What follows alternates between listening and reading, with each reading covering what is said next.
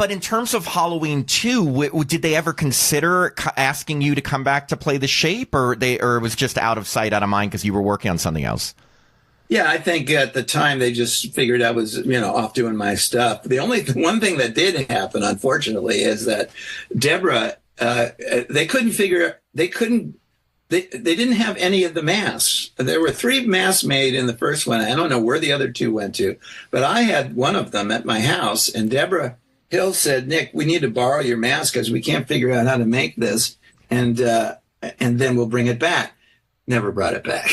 So I would have loved to have had that still sitting in my den next to my new mask from the new David Gordon Green trilogy. Yes. Oh, wow. I mean, so she just said we need to borrow it. Did she say we're making a sequel, or was it like, hey, I just need the mask? Oh, good. Oh, yeah. I knew they were making the sequel, but but at that point, by that time, obviously, the movie was a success. It was somewhat of a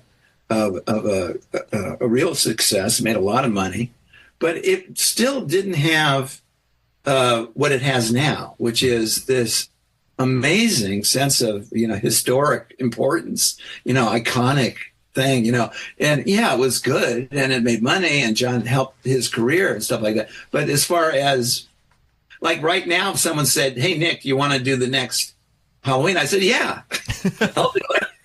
I get it. So you didn't, at the time, it wasn't like, oh my God, I have to be in the sequel. This is like the biggest thing ever. I see what you're saying. And I was fishing for larger catches.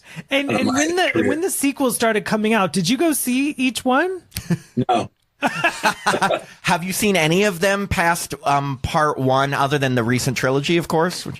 Oh, well, yes. About 10 years ago, an agent called me up and said, "Nick, you could meet all the fans and make a whole bunch of money going to horror conventions."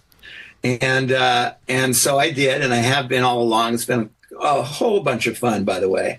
Love meeting all the fans. And you just don't get that opportunity as a filmmaker, to talk to the people that actually you're doing the movies for. And this is a great opportunity. Plus, like I said, you make some dough. And people kept asking me, "What'd you think of this?" Well, when they went to the Thorn of Schmunging, and I didn't know what the hell they were talking about. So I spent about a week or two, about 5 years ago, and went through the whole thing. I went, "Oh, okay, now I get it." Oh, so wow. I went through the Rob Zombie ones and stuff like that. And, so yeah, and some were better than others, there was a lot of good work being done, everyone trying their best. I still love the first one the best because I guess it's just what it is, the first one. Of course. So yes, that's when I watched it about 5 years ago. So let me guess, is your second favorite one Halloween Resurrection? The saddest of the group. Yes, the saddest. Okay, so this is a big question. It's a 2-part question. You kind of started to address it, but when do you think you first became aware?